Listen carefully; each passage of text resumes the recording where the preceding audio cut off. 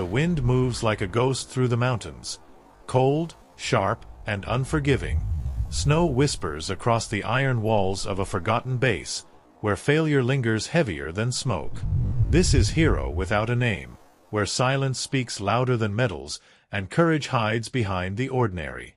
In war, not every hero wears a uniform built for glory. Some simply stand where no one else will. And on one bitter morning, when the general's voice cracked through the frozen air, "Any snipers here?" Silence answered him back. Until one voice rose, soft, steady, unexpected. Her name was Lena Torres. What followed wasn't just a shot. It was the kind of moment that rewrites what bravery means. The sun hung low over the ridgeline, casting a copper hue over the shooting range below. Wind screamed through the valley, carrying with it the sting of dust and failure. 8 marksmen had already tried. 8 had missed. The 8,000-meter target, a thin steel plate pinned to a far ridge, gleamed faintly, as if mocking them.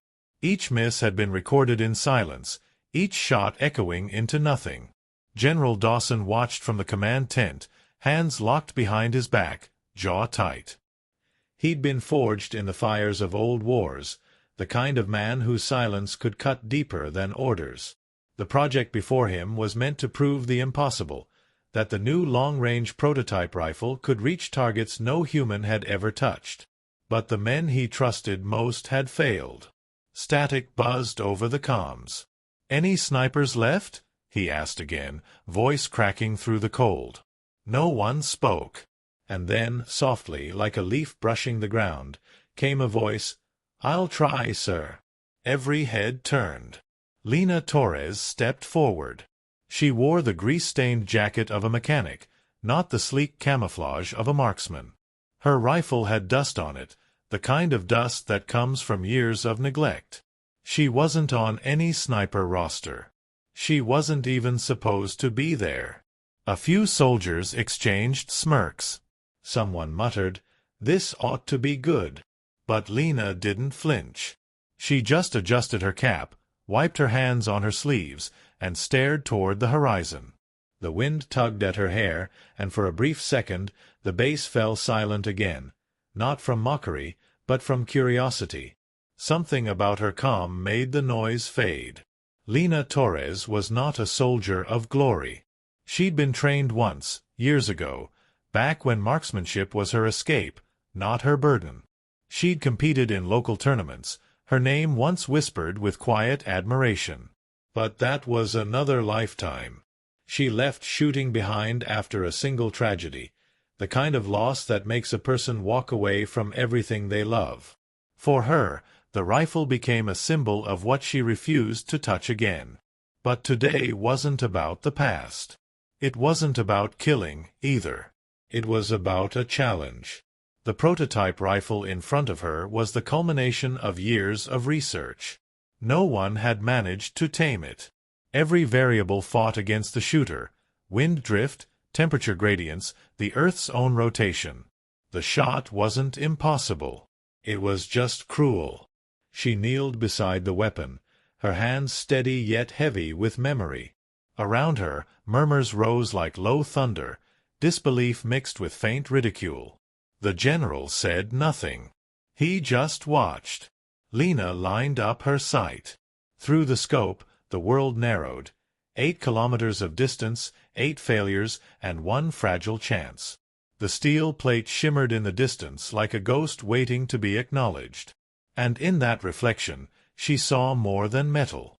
She saw her father, the man who taught her how to breathe between beats, how to listen to the wind, how to trust silence more than sight. She closed her eyes once, not in fear, but in memory. The wind howled. Dust lifted. The valley seemed to hold its breath. Lena adjusted the scope one last time, her eyes tracing the distant blur. The mirage lines bent and danced, air itself shifting, teasing, lying. She recalculated, feeling the numbers in her bones. To her right, a young spotter whispered, "The last 8 missed by a mile." She didn't answer. Her focus wasn't on the men behind her, or the mountain ahead. It was on rhythm. She slowed her breathing, syncing it with the earth beneath her knees. Inhale. Hold. Exhale. Each heartbeat became a drum of time. Each breath a whisper of wind. General Dawson's gaze softened, though he didn't understand why. Maybe it was something in the way she stilled, like the calm before a storm that refuses to announce itself. 10 seconds. She felt her finger tighten. 9. The air around her grew thick, heavy. 8. The sound of boots shuffling stopped. 7. Her mind cleared, memories fading into silence. 6. Her father's voice, distant, patient, echoed, "The bullet doesn't find the target. The soul does." 5. The world vanished. 4.